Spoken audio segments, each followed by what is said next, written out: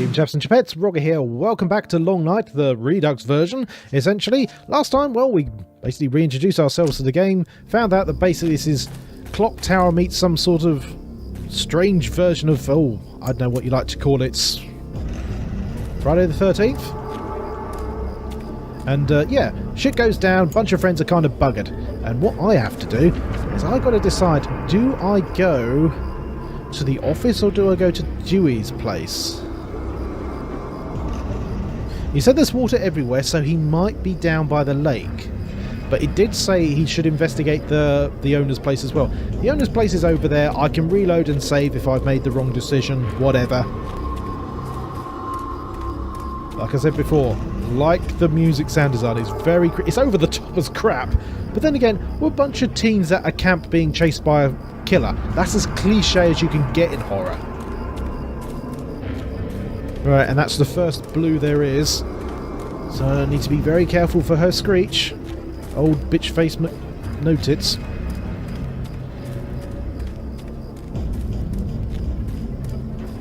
That was almost a Jason shh.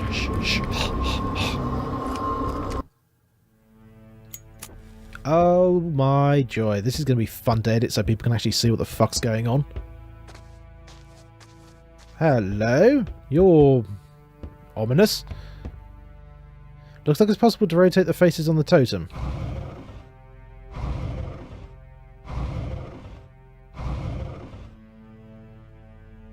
Okay, well that's clearly a freaking puzzle. Let's save. And I'll save in a different slot.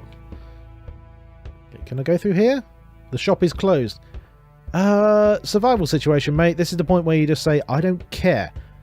I mean, aren't you a teen? Isn't fuck society supposed to be the entire point of being a teen? Sad to think that all these tribes are now living on reserves. It happens all the time in human history. More advanced civilization with better weapons encounters less advanced civilization. Less advanced civilization dies. That's how it works. That's called humans.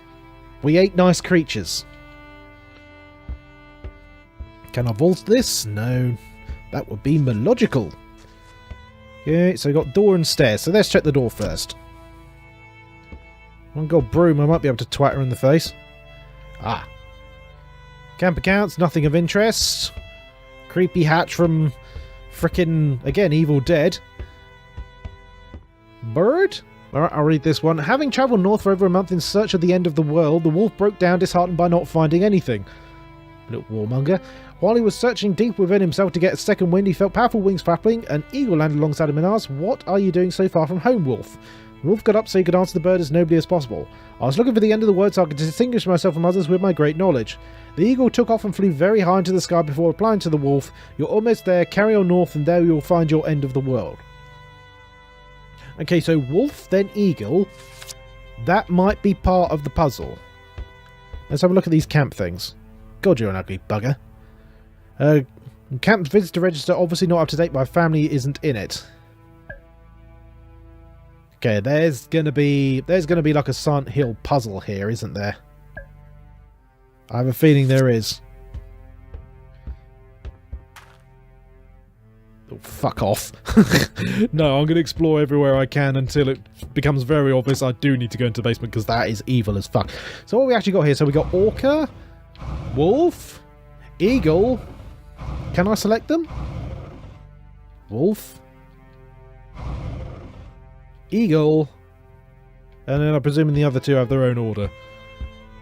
Okay, so we got that door and got upstairs. So let's go through this, because I think this indicates, yes, that indicates an open... Hello. Yeah, what an ugly doll. It's clearly there for a jump scare, but I'm like, hey, oh, it's not moving. If it's not moving, it ain't a threat. There is one threat in this game. Portrait of the grandmother. Family seems to be very important to the owner. But it is important. You need your family, even if they are arseholes. Oh, okay. So this is more of this. This is more of this story. Okay, so now we got links. There wasn't a links on there, though, was there? We're looking for Orca and something else. There might be a links. Might. Oh, God. Yeah, look, we are. There's a tomahawk right there. Smash it and take it. There you are. You got a weapon. Seriously, mate, you just bundle up your shirt and you just elbow drop. That's a Fifth Element. Those are the 4 elements from the Fifth Element movie. What the hell? That's a random reference as crap. That's a weapon. It's got 2 bits of ammunition.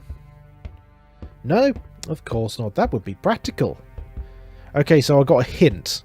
I got a hint in the form of the links. Alright, let's check on upstairs. Oh, it's a clock. Thank crap for that. And that's carpet. Yeah, no. Because I'm indoors. There's no way I can hide from her.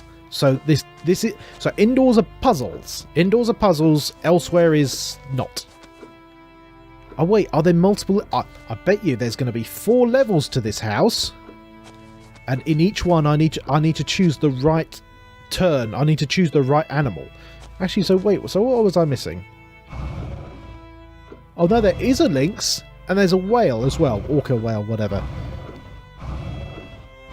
So I need to put it in. I need to put them in the right order. That's clear. I need to know what the right order is first. Hello, wonky angle. Does the owner fancy his aunt? It's a badly made portrait of a family member. You're the one with the fucked up brain if you're thinking that. Pick up the ID. Yes, very handy. Oh, another one. Okay, so this is the start. Yeah, okay, so that's the puzzle, clearly. Native American fables, funny choice for a man his age. Well, you say that, but actually one of the greatest memories, which I will hopefully cherish until I finally go bonkers and die, is when I went to Monument Valley in America, and oh, hello. Not going to comment on the Bath of Blood? No? Alright. She went there with like a tour group and guide, and we went there with like some of the local people of the whatever Indian tribe it is in that area. I'm sorry, I can't remember that exactly. And it was very simple. They were just like running a tour group, and you just camped out in Monument Valley for the night. And I remember the guy telling us a story about I can't remember, was it the Big Dipper or one of the stars, like the Native American that tribe or whatever it is, about what the story was behind that, and it was like about bisons and their sons. Hello, Chucky. Sons, and like I said, I'm sorry my memory's so bad I can't remember the exact specifics of the story, but that the images in my brain will stay forever, despite the alcohol. Who could be living in the owner's attic? Well, according to that particular poster, Mulder. Go on, investigate. Investigate stuffs. Okay, fine. Wrong angle. Must be the guy who lives here with a young girl. Maybe his daughter or sister. Judging from that moustache, it could be both. Secret files on weird unsolved cases, but they got nothing to do with the camp. Pick up the drawing. Yes. Okay, I didn't really see it, but okay. Case notes for investigation. Maybe I should take a look. How many? Oh, it's a long one. Let me get some beer. Okay, report number 1. January 1997. The Long Night Camp has been the scene over the years of numerous unexplained deaths. Human losses as of today account for around a dozen individuals. Each time it is an adolescent who dies under mysterious circumstances. Previous investigators have all concluded that a heart attack was responsible, and one of them, aware and worried about the number of victims, had brought in the scientific experts to determine whether or not there might have been something in the air or water that could be affecting these teenagers. The expert report ruled out any environmental variables as cause of death. The investigation is closed and nobody's been able to explain the strange deaths of these innocent teenagers. Then why the hell are any of these families letting their children stay here? Because it's been covered up. May 1997. I've consulted the archives and the medical examiner has checked each of his reports regarding the missing children. In conclusion to each of these cases, always found the same verdict, cause of death, heart attack. I have of course requested access to these children's medical files, and none of them have any known heart conditions. I questioned a cardiologist about it who, when I showed him the different cases in question, could not believe it. He assured me that, with no history of heart problems, there was no reason why these young people would suffer a fatal heart attack. When I told him that all these incidents have occurred in the same place, the Long Night Camp, he assured me that the common denominator in all these cases were unlikely to be their physiological health. I'm now convinced that someone or something has played a role in the deaths of these teenagers. My own suspicions lie with the camp owner and the Native American community in general. Classy. I cannot explain it, but I have the feeling that they know more than I do about what has been happening at the Long Night Camp. June 97. I went to the camp owner to interrogate him. He was very cooperative and even invited me to stay with him to help with my investigation. I discussed the various mysterious deaths with him and he seemed to be very upset at having to revisit visibly painful memories. He has, moreover, mentioned Samantha. Apparently he remembers me and my distress following her disappearance. This is literally Mulder. That's the name of his frickin' sister. This is Mulder. Furthermore, I was amazed to learn how concerned he was by the life of his clients. For each of the victims' family, he had specific memories of their habits, their relationships... Raised eyebrow face. With this information, I was able to strengthen the belief that each of these children came from a different family environment and had equally individual social behaviours, and see myself increasingly feeling the need to think outside of the rigid rules of science and rationality to try and understand what happened that night and what may happen here again. As soon as I got the chance, I searched through Mr. Goodensnake's house, the camp owner, but I didn't find anything suspicious. Maybe I'm barking up the wrong tree in my theory about the Native American community. Perhaps the truth lies elsewhere. November 97. Last night, Mr. Goodensnake got a little bit drunk and decided to tell me things that confirm my theory about unexplained phenomenon. According to him, his people have met with aliens. A very long time ago, it's believed something came down from the sky and landed near an Indian camp, and living beings from another world supposedly came to meet with Mr. Goodensnake's ancestors. When I expressed doubt about his story, the camp owner went to get a piece of stone that seemed to be very old. On its smooth surface, primitive characters had been carved. The drawing was crude, but we clearly make out two humans with their arms raised towards the sky. They were opposite a being with an enormous oval head and very long arms. Yes, hello, Mr. Grey. Behind the alien, a flying saucer completed the scene. Whilst I couldn't believe my eyes, Mr. Goodensnake told me that it was one of his tribe's treasure and it was as old as the first men. I made a reproduction of this engraving, which you can find attached to his report. Oh, that's the drawing off the desk. I'm sure I'm on the right track, onto something that could revolutionise the way we see our planet and the universe around us. At the time of writing, the stars are shining brightly. I think I'll go and scout around the camp. Maybe with a bit of luck I'll bear witness to encounter of the third kind. There's a lot more references in this house than anywhere else. December 97. It's been more than a week since I started looking for even the slightest hint confirming the presence of aliens on the long night camping site. Up until now I haven't found anything conclusive, but nevertheless my gut feeling is that I'm getting closer to the answer. My superior doesn't approve of my obstinacy and wants me to return to Washington, but that's out of the question. I'd rather lose my badge than give up when I'm so close. I've carried on discussing with Mr. Goodensnake, who encourages me to get to the bottom of it. He spoke to me about my sister, of her disappearance, and the sadness he felt for this innocent child. I was touched by the compassion showed by this old Native American, whose belief, it turns out, lie closer with my own than those of the scientific and rational world. Recently, he spoke to me about the theory that each human being possesses two souls, one that is attached to the body and the other to the mind. The former is believed to be mortal, whereas the latter, well, that's a mystery. I'm not a big fan of religious theories regarding life and death, but the idea that human beings are machines that suddenly stop working and that nothing of them remains but the memories held by those nearest to us, I don't see how that can be possible. Wishful thinking, buddy. 6th of August 1998. I saw her. I can't believe what I'm thinking and writing, but I definitely saw her. After months of wandering around aimlessly in this Native American territory, I finally found her. She was there, not far from the abandoned chalet where the kids from the camp usually hang out. I remember she used to go there when she was still a part of our world. Now she has passed into the world of spirits and her soul is trapped in this camp. When I told Goodensnake, he confirmed my idea there must be the soul attached to a spirit that couldn't escape from this earth. According to him, sometimes a soul can stay behind like this and wait for a loved one so they can pass the other side. He told me that what happened to his grandmother. Her soul refused to leave and join the Great Spirit until her husband joined her. When death came to take Goodensnake's grandfather's body, he saw his wife, who was waiting by his bed, to leave with him. I told Goodensnake that I was going to speak to my sister. Of course, he tried to stop me, claiming it was dangerous for me, that the living should keep their distance from this sort of thing, but he underestimated my determination.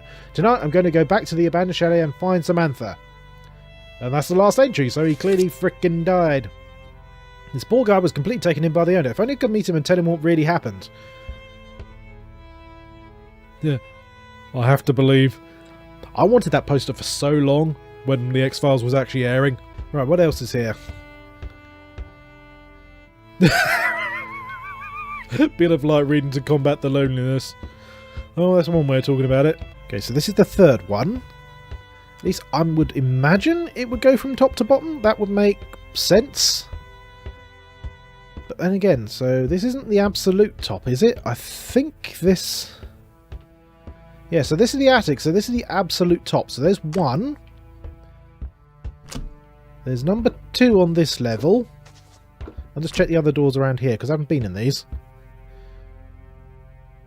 Oh, another part of the story. Ah, so this one is referring the whale. So okay, so it goes wolf, eagle, lynx, whale. Pretty damn certain that's the case. Sounds like the owner might be a little bit narcissistic. How does that sound like narcissism? Yes, it looks like narcissism because he got a freaking thing of himself, but whatever. Who's a typewriter? Someone who's in a campground in the middle of nowhere and may not have electricity. I say standing the character right beside an electric light. The owner's journal might find some answers. Okay, November 1974. My father advised me to keep a journal to preserve the memory of his heritage. I don't know if he was talking about the tourist campsite to which he dedicated his life, or about me, his one and only son. Ellipses. When I was a boy, he would often tell me of the wolf who, during his rampant curiosity, tragically met his end far from home. According to him, this underlines the importance of family bonds. He was always telling me, without your tribe, you wouldn't be here. Today he is dead, and so is my mother. My grandfather also left us a few years back. Now I live alone in the manor without my tribe, so does that mean I don't exist anymore? Saki Gip.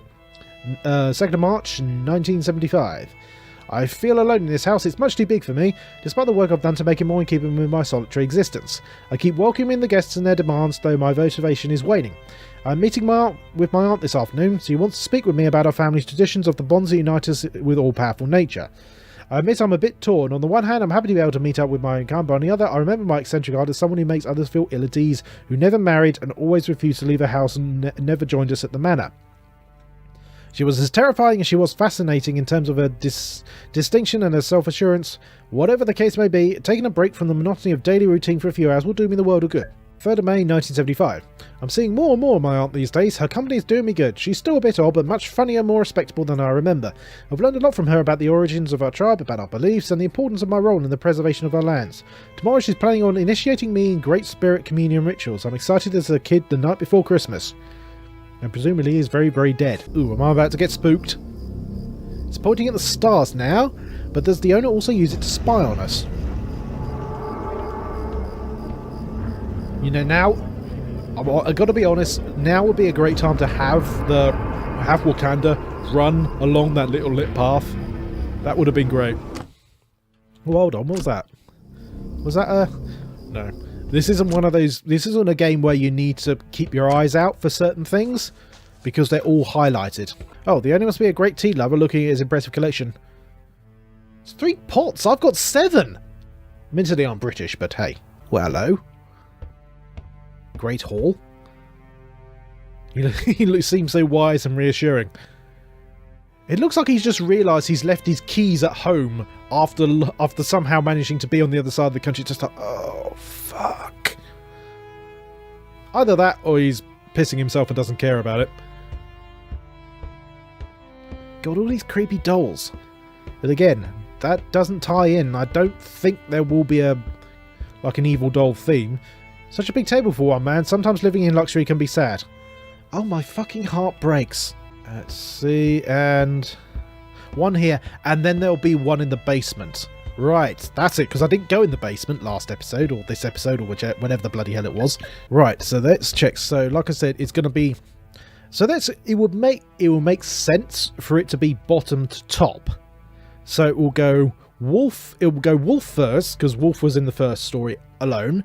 Then he met the eagle, then he met the lynx, then he got eaten by the orca. There we are. So I was right about that bit at least. Yes, hello creepy doll. Logic speaking, this should be Wolf. It seems to be stuck, it won't move. Oh! There's my hint. So I've got it completely arse about backwards. So it says whale at the bottom, so that means it should now go... Next follow-up should go then lynx, then eagle, then wolf. Okay, fine. Well, actually, that's kind of handy, rather than me trying to do various iterations and the game just bouncing me back and forth for a couple of minutes. That's kind of handy. So that's orca, so that should be... So it would wolf, then... Okay, lynx. So lynx then... Is that already on eagle? Oh, that's handy. It's already on eagle. There you are. So now this needs to be wolf. Right, that makes sense. Okay, could be wrong. Frankly, the real mystery is how this large has managed to last this long. Yeah, so the one in the basement is stuck. So that one is 100% orca.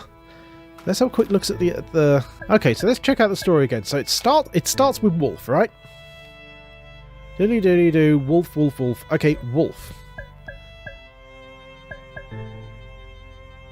Once he does... Oh! Lynx? Okay, let's check. Okay, so maybe I've got lynx and eagle back to front. I've got lynx and eagle back to front. That's it. It's because I found them in the different order. Okay, no, it's alright. I was about to say, Gordon Bennett, that's a pretty simple puzzle. How could I balls it up? And your lynx.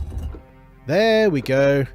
Seems like something just opened in the basement. Well, good thing you're psychic. Now I can say before being eaten by deadites. Right, so what's changed down here then? Come on, show us. Hello, creepy doll. Ah! That's a big fuck-off pile of nope if I ever saw it. Who want to sleep in a cellar next to a bottomless pit? We've already established that frickin' lives underneath this place. Pick up the note. Yes. Can I read it, please? Admittedly, I can't filter it, but I honestly do like the fact that the whole thing is organised by pickups. Isn't it? Oh. This note names one book in particular. I should try to find it. The Ancient Ones, page 125. So are we literally going for a Lovecraftian style then? Go on. Looks like the same hole as there is in the D4 chalet. Well, we have already established that there is something in there. That was a bit of a spoiler. I think it would have made much more sense if there was just like suddenly just like the red pupil opened up and then blinked, and then Adden James just ran away, rather than revealing exactly that is who lives down there. The door's locked. I'm sure the owner's hiding something important in there. Okay, but logic would dictate that now I need to find that book. I mean, yes, Dewey's been horribly murdered quite some time back, but frankly, I don't give a fuck. I know it's an indie game, so obviously they don't have budget, etc. But in order to get people to care about characters, you need to actually develop them. Just saying like, oh, something's bad happened to the kid, you've got to go save him because children are important. It's like, yeah, and it's a fake child which doesn't exist that I don't care about. Oh. That creepy doll's gone. Please don't tell me I'm going to have to deal with creepy dolls as well as Wakanda. Or bitch tits. Okay. Books. Hey, the Great Ancestors. So, what was it? It was The Ancient Ones, page 125. Book is mentioned in a note I found in the basement. It must be important. Open the book. Oh, really? It's as simple as that? It's a key?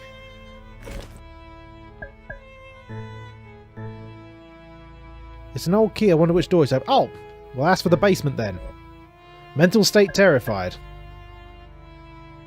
Really? Nothing's actually happened, mate. I've actually just realised what game this reminds me of. It was, oh, Camp Sunshine. Again is because it was inside a campground, etc. Oh, probably should say first. Again, because it's inside a campground, etc., etc., an American campground at that, which are pretty much their own thing, as far as cultures go. But it's really a case of, it's just like, now I'm nearly 100% positive, hello creepy doll, that nothing will happen whilst you're inside a building, bar like, you know, looking into the abyss and having eat you. There's no real terror, so why he's terrified, I don't bleed know. Right, let's see what horrible things are in here. I'm starting to think the owner is a big pervert. Why? I can't even tell what that is. A camera and rope? Or he might just be a serial killer. Another journal kept by the owner entitled Watchman's Journal. This is the reading episode, sorry about this. 1st June 1976. I decided to start a new journal following on from the first one my father gave me to compile all the information about my new life as a watchman. Hopefully he doesn't have a giant blue glowing penis. I think I finally understood the moral of the Wolf and Destiny fable. You should always remember where you came from if you want to understand yourself and blossom. Today, I'm happy to be able to help my aunt with her mission. Our role is to subject certain teenagers to an ancestral rite. The Long Night. Roll credits. More precisely, while my aunt channels nature's energy using pits, I have to select the candidates. Then I speak to the chosen youths and tell them the legend of Wakanda, the invocation that you have to chant to complete the ritual. From that moment on, they become masters of their own destiny and will have to face their deepest fears in order to overcome them and reach maturity. In this nightmare world of the Long Night, they will have to save themselves. The only thing I can do is put in place magical protections, offering them areas of solace and doubt. Then we have to wait for the following morning to see if they will have managed to escape from the fantasy world alive and above all changed. As my aunt puts it, we are sort of like mediators between nature and human beings, with the aim of cleansing the soul of doubts and fears to prevent them from achieving their full potential. And wind up murdering most of them. There's a little wrinkle in your plan. It's the dead children. That normally indicates a bad plan. dick! 2nd of August 1976. For the first time in my life, I got the feeling I was important. When I went to see those teenagers to tell them the legend of Wakanda. After weeks of watching them, I reported back to my aunt and she confirmed that I was ready to take things to the next level. Now I'm just going to have to sit back and be patient until they initiate the ritual. 3rd of September 1976. Well, this is it. I've experienced my first long night. Unfortunately, something went wrong and a young girl died. Her name was Samantha Petrie. Oh, the Samantha. I bet you that's the Samantha of Mulder. Even though Petrie is definitely not Mulder's surname. No, Mulder is Mulder's surname. His first name is Fox. Fox Mulder. That's a great name. Samantha Petrie was 16 years old and seemed to be in good state of mind. Obviously, she wasn't strong enough to confront her inner truths. He really is. I can still see the look on her older brother's face as his eyes met mine, desperately trying to find someone to blame for his sister's disappearance, which is you. Poor kid, I know how it feels. Losing a family member is terrible, but as my aunt says, that is the way of life. Some people just aren't strong enough to make it. Your aunt is a psycho. I bet you anything, the aunt is this Wakanda. 4th of July 1977. Since Samantha's death, I've become more careful in my choice of teenagers. I spend a bit more time observing and taking notes so I can have a better understanding of them.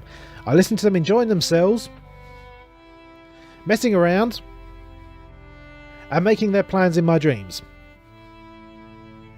Thanks to the natural pit that can be found in the chalet they like to hang out in.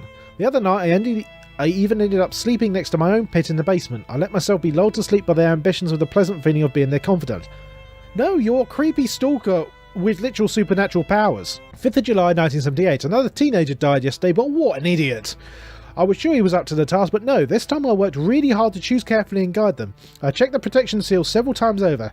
I'm so disappointed, he was my favourite. I'll try to pay even closer attention next time, but I can't do their growing up for them. Well, considering you left this journal and apparently in this nightmare scape that it can be read, if James, or whatever the hell this guy's actual name is, doesn't just go up to him and just shoot him right in the dick multiple times, there's something wrong with the world. 6th of June 1997. No, time skip. I haven't written this journal in what seems like forever, almost 20 years. Without realising it, I've become very invested in my work as a watchman, pedo, and have even guide for these clueless kids. Despite my best efforts to help them through the rite of passage, many of them have died. The weakest ones, as expected, don't last very long, but sometimes my favourite ones also fail. This track record is worrying. Even though nobody's been able to get to the bottom of these mysterious deaths, it's starting to result in some bad press. What's more, today an FBI agent showed up at my office. He's Samantha Petrie's brother, Rob. Just scribble Fox in there. Apparently he's leading a supernatural phenomenon special investigation unit, and he's established a connection between the different deaths of the children. I feel a certain attachment to this boy. After all, his sister was my very first failure. I'm going to let him stay with me for a few days so I can take the opportunity to draw his investigation away from my tribe. 7th of December 97. I feel sorry for the FBI agent. His search for the truth makes him come up with the craziest theories. All you have to do is give him a slight push in one direction and he heads off all guns blazing. Recently I've been telling him about the presence of aliens in the region. Since then he's become overexcited. He spends all night outside looking for some hypothetical UFO. I think he's been fired by his boss since he's exchanged his usual suit for a classic jeans and t-shirt combination. Poor Agent Petrie. Unfortunately those herbs I put in your tea every night and the lies I'm telling you won't help bring you back down to earth. I don't know watching you slowly losing your mind, but I won't let you threaten my land, my family and my heritage. Fucking hell. 8th of August 1998. The agent has disappeared. Before leaving last night he told me he's found the answer and he knows where his sister is. I haven't seen him since, even though he usually never misses a meal. I don't have time to worry about him though. The group of teenagers that regularly squats in the adjoining chalet that they have named D4. Oh, so this is set late 90s, okay. Seem to be ready for the ritual. I told the legend of Wakanda to David, the outsider of the group. He shouldn't have any trouble convincing his friends to carry out the ritual given his desire to become the group's leader. I think that ever since I first became a watchman, these are my favourite candidates. The fears they are harbouring promising this will be a very long night indeed. I wonder who will die this time. Fucking hell. Seriously. That psycho owner had it all planned out. Because of him, I'm stuck in this nightmare with that mad woman. I can't believe he's been getting away with this for years. Yeah, so you're saying that even if he hasn't written in that journal since the late 70s, no other person stuck in the nightmare scape at any time got in here and found that journal, because that ain't a hard puzzle. Oh god, the owner's photo of us, he must have been planning this night for a while, the twisted lunatic. Oh, David Goldblum. So what's this one? Photos of teenagers. Never seen them around camp. Perhaps they've been through the same nightmare I have. No. What this is... Oh no, Samantha Petrie's there. But she's the only named one. I bet you anything this is a developer wall. Right, so I've discovered the secret. The owner is an asshat. Now what? I haven't discovered a key. The only thing I've got left is to check the other chalets. Right, well, now I know his name's Dave. And I should have guessed it, because look, he looks like James Sutherland, for God's sake. But now me and Dave actually know what's going on. I'm guessing what I've got to do now is I'm going to have to head down to Chalet 102, which I think is the one which I haven't been into. Either that or go back to Dewey's Chalet, which was 303? Yeah, pretty certain 303. Either way, so that's what I'm going to be doing next time. But yeah, sorry this was the solve a puzzle and read a bunch of notes episode, but... yeah, that's what happens when you dump all of your story into exposition. Seriously, this entire thing could be summed up as Native American bullshit. Literally, it could. But either way, for the moment, thank you very much indeed for watching this little video of mine. If you enjoyed it, have a little look-see down at the channel, see if there's anything else I've done which takes your fancy. If so, have a little look-see. Bar means, my friend. Subscribe if you want to, but most importantly, please, be wonderful to each other. Good night.